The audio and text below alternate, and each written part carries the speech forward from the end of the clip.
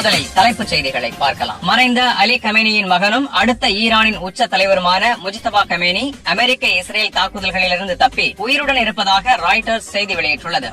ஈரானில் இருந்து கொண்டு எதிரிகளுக்கு உதவுபவர்கள் எதிரிகளாகவே கருதப்படுவார்கள் என்று ஈரான் தலைமை நீதிபதி சோலம் ஹுசைனி மஹசனி இஜய் எச்சரித்துள்ளார். மேலும் அமெரிக்காவுக்கு எதிராக நடைபெறும் இந்த போரில் ஈரானிய மக்கள் யாரும் அவர்களுக்காக பேசவும் செயல்படவும் வேண்டாம் என கேட்டுக் கொண்டுள்ளார்.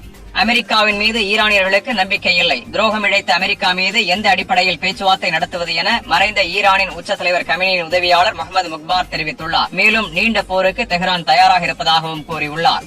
சீனாவின் காஸ்கோ ஷிப்பிங் நிறுவனம் மத்திய கிழக்கு பிராந்தியத்தில் தனது அனைத்து புக்கிங்களையும் நிறுத்தி வைத்துள்ளது. ஜலசந்தையில் நிலவி வரும் சூழல் காரணமாக அரேபியா, ஐக்கிய அரபு அமீரகம், பஹ்ரைன், ஈராக், குவைத் ஆகிய நாடுகளில் உள்ள அனைத்து புக்கிங்களும் நிர்வகிக்கப்பட்டுள்ளதாக காஸ்கோ ஷிப்பிங் நிறுவனம் அறிவித்துள்ளது. ஏவுகணை மற்றும் ட்ரோன் அலைகளை குவைத் வான்வெளியில் தொடர்ச்சியாக இடைமறித்து வருவதாக குவைத் ராணுவம் கூறியுள்ளது. போர் வேண்டாம் என டொனால்டு டிரம்பை தேர்ந்தெடுத்த அமெரிக்க மக்களுக்கு டிரம்ப் ராஜதந்திர துரோகம் செய்திருப்பதாக ஈரான் வெளியுறவு அமைச்சர் அப்பாஸ் அராக்சி தெரிவித்துள்ளார். அணுசக்தி பேச்சுவார்த்தைகளை ரியல் எஸ்டேட் பேச்சுவார்த்தை போல அமெரிக்கா நடத்தியதாகவும் அளவிலான பொய்கள் சில நேரங்களில் எதிர்பார்ப்புகளை ஒருபோதும் பூர்த்தி செய்ய முடியாத இடத்திற்கு கொண்டு செல்லும் என அப்பாஸ் அராக்சி தெரிவித்துள்ளார்.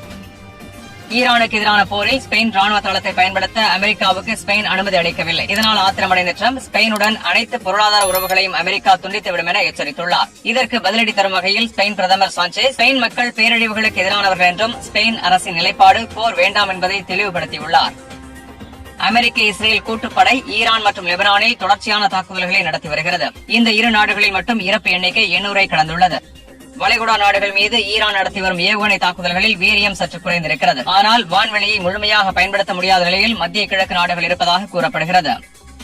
ஹார்மோஸ் ஜலசந்தியை முழு கட்டுப்பாட்டில் எடுத்த ஈரான். வளைகுடா நாடுகளில் குறைந்து வரும் ஏவுகணை எதிர்ப்பு இடைமறிப்புகள் சிக்கலில் அரபு நாடுகள்.